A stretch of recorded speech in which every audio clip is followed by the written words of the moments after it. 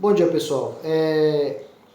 Mais uma vez a gente se encontra aqui para a gente fazer uma abordagem sobre um dos temas muito relevantes dentro da história do Brasil e da história do povo brasileiro em si, né? Hoje a gente completa aqui a chamada aula 3 do mês de junho e a gente vai estar abordando, turma, dentro dessa aula 3, a concepção de ser negro no Brasil, né? Outra coisa, o negro na sociedade brasileira. Como que ele se comporta? Quais essas características que estão presentes dentro da sociedade brasileira diante da perspectiva do negro? Qual o papel do negro no século XXI? Enquanto negro, as oportunidades, o que lhe resta, né? Então, ser negro no Brasil, desde o processo escravocrata, perpassa não somente por uma estrutura vigente que a época lhe obrigava, que se inicia desde o processo do século XVI, por volta de 1530 em diante, quando aqui na colônia vários grupos étnicos africanos chegaram até a América. Eu gostaria de fazer uma desconstrução no tema do slide, a vinda. Esse termo, a vinda, é um termo um pouco estranho. Se você parar para fazer uma analogia, você entenderia como se ele tivesse saído do continente africano, arrumado a sua malinha, sua mochila, e tivesse viajado em direção ao Brasil. A gente sabe muito bem que não é bem isso que aconteceu. Os negros foram trazidos à força para o nosso país para trabalhar nas lavouras de cana-de-açúcar, e isso vai fazer com que esse negro que vem junto com o domínio português, com o domínio europeu, parar nas Américas, ele não só deixa na África famílias, mas ele também vai, de certa forma, sofrer com adaptações culturais, onde vai ser obrigado a conviver com outros grupos aqui no país. Então, esse negro que chegará aqui a partir do século XVI para trabalhar nas lavouras da cana-de-açúcar, que será escravizado, ele terá como característica o processo de subordinação ao seu senhor. Aqui eu tenho uma imagem abaixo, você pode observar, onde o negro está sendo vendido, para senhores, que estão observando aqui a sua exposição. E grande parte desses negros eles eram vendidos em leilões do quem dava mais.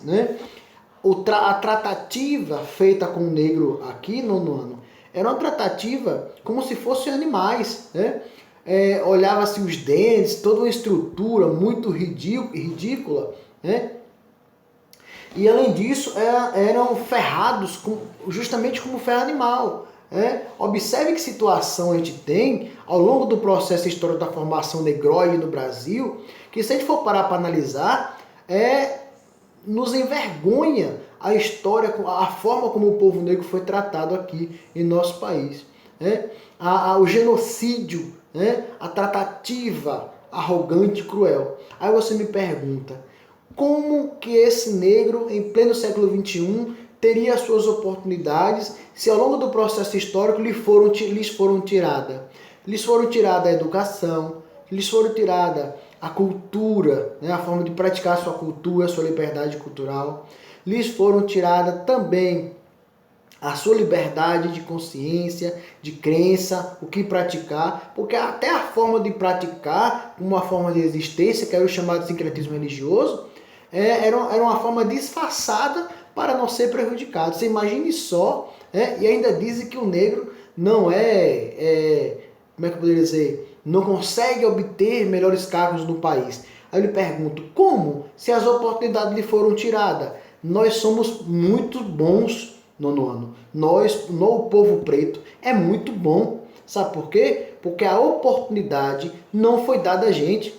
Pelo contrário, e a gente é o que é, a gente é vitorioso, a gente consegue vencer a cada dia. Já imaginou se essa oportunidade não fosse tirada de nós hoje, o quanto que a gente não seria capaz de mobilizar e mudar uma realidade social com muito fervor? Faça uma reflexão. Então, pessoal, por volta de 1500, essa vinda, esse trazer para as novas terras, né? Você pergunta o seguinte, não foram só 1.000, 2.000, foram milhões de pessoas trazidas para as Américas para trabalhar como escravos. Então, assim, eu estou falando de praticamente grande parte do continente africano que foi trazido para cá. Parte morriam nas embarcações e eram jogados no mar como qualquer coisa. Partes morriam na fazenda diante do tratamento e outros morriam no meio do processo de tanto trabalhar. Então, só para você ter uma ideia, pessoal, essa estrutura escravocrata que vai surgir a partir de agora, dentro da formação da nossa história, né? O que é ser negro no Brasil? Como é que um negro é visto na estrutura brasileira? Já parou para analisar sobre isso? Será que o negro é visto como um cara muito bom, que consegue, por exemplo, ser médico? Será que o negro é visto como um cara muito bom, consegue ser um político? Já parou para analisar quantos médicos negros tem no Brasil? Já parou para analisar quantos políticos negros tem no Brasil? Agora sim, eu estou falando de homem, agora pense em mulher. Gente, a dificuldade, a forma como o Brasil trata o seu povo negro, o povo preto, é um absurdo. A gente não basta apenas falar, nono ano, em consciência negra, não basta, porque a oportunidade precisa ser dada, tá? Isso é fato. Só para você ter ideia, pessoal, como é que o negro é representado no Brasil? Veja nas novelas, como nada contra o doméstico, mas o negro é sempre representado nos piores papéis na novela, tá? Não que não possa ser, mas não é bem isso, mas é sempre colocado como um papel inferior, essa representação. Veja na literatura, né? No caso da literatura brasileira, a gente tem, de novo, o negro sendo colocado como inferior. E quando se fala, por exemplo, da mulher, coloca-se uma mulata, né? A ideia de mulata é aquela coisa, é aquela mulher do corpo perfeito, é aquela negra do corpo, da preta do corpo perfeito, né? Aquela negra bonita, mas observe que é sempre colocando o corpo como algo sedutor. Ora, quer dizer que só tem o corpo, a mulata brasileira, que é representada no carnaval. Você vê no carnaval brasileiro, naquela globeleza, por exemplo, por que não colocou uma branca, por exemplo, para representar o carnaval brasileiro? Não, para representar a mulata. Né? Há todo algo meio que coloca o negro sempre numa condição estranha no processo de formação da nossa cultura nacional. Mas eu não posso, por exemplo, deixar de comentar com vocês, pessoal, a ideia de resistência.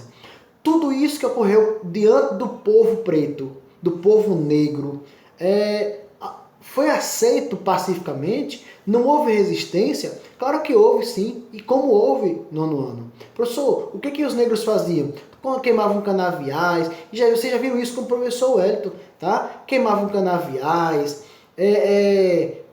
quebravam as rodas dos carros de bois, né? Cometiam assassinatos como forma de resistir, praticavam abortos, tudo isso como uma forma de resistir. Tá? Há algumas ideias que coloca, por exemplo, que é falsa, que o povo negro vai aceitar de forma pacífica. Não, eles aceitavam, né? Não se manifestavam, não. Pessoal, balela, tá? Reivindicava sim, resistia sim, não concordava com a escravidão de forma alguma. Tá? O povo negro sempre lutou pela escravidão, pelo final da escravidão.